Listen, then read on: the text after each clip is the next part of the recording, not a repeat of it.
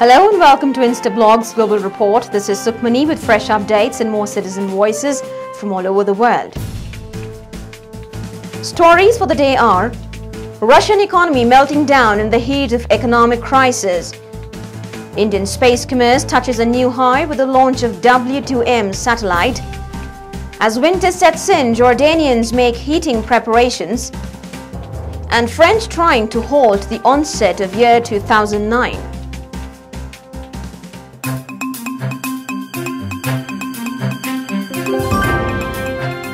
Russian economy is all set to sink into recession primarily by 2009 due to erosion of oil revenues as prices of crude oil take a plunge and credit crunch ending cheap loans to the economy. Our CJ Alexei Gedukov from Vladivostok elaborates on the state of Russian economy. This is Alexei Gedukov, citizen journalist reporting from Vladivostok, Russia on Instablogs. Russian economy is in a shaky foot after the industrial output for the month of November slumped by 8.7% compared to a year earlier. Ruble, a hard rock currency ever, since the rise of oil prices, Ruble has lost 15% of its value, and so are Russia's fast shrinking foreign reserves. This coupled with credit crunch, following the stock market, plummeting industrial production and mounting layoffs, the Russian economy is facing a daunting task. Although a rise in oil prices may by Kremlin sometime, but the public discontent has already begun to simmer. The economic crisis may be scarcely discussed in Russia. People do know that not everything is under control. India's space commerce got a big boost when the first satellite built by ISRO for a foreign customer was put into its intended orbit after it was launched by the European Ariane 5 rocket, fetching a profit of $40 million. CJ Samli from India elaborates on India's success in space commerce. This is Samli, citizen journalist reporting from India on Instablogs.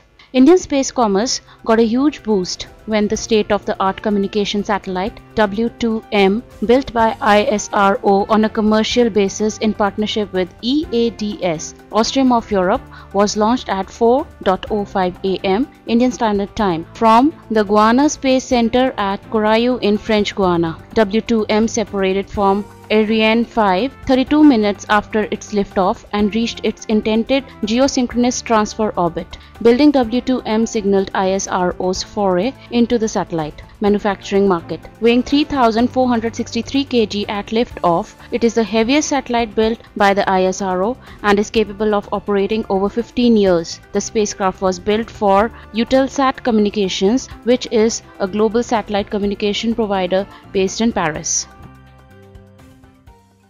Environmental watchdogs in Jordan will have to remain on their toes these winters as rising fuel prices and growing preference for personal heating system compels Jordanians to illegal logging. Wada Buzurek from Jordan reports on how the authorities are trying to ensure compliance to environmental regulations. This is Wad Abu Zariq reporting for the Instablogs from Jordan. With the beginning of winter, Jordanians are getting their heating preparations ready. This also means that environmental police needs to look carefully for illegal logging of wood, as this constitutes the major environmental violation that has been dealt with by the Environmental Police Department. Increase in fuel prices as well as personal heating preferences have been contributing factors to the growth of this underground business. The Environmental Police Department work through their patrols and horseback rangers to check on adherence to environmental regulations. The department has also recently activated a free hotline in order to respond to complaints from the public, all of which to save environmental resources which could be considered more endangered during winter. Our next CJ, Michael Cosgrove from France, reports on Phonicon, a group of protesters in France organizing a march at the end of the year 2008 to protest against the year 2009, which they never want to happen. This is Michael C., citizen journalist at Instablogs. As we know, the French love to protest against change. Well, here's a good example of this phenomena.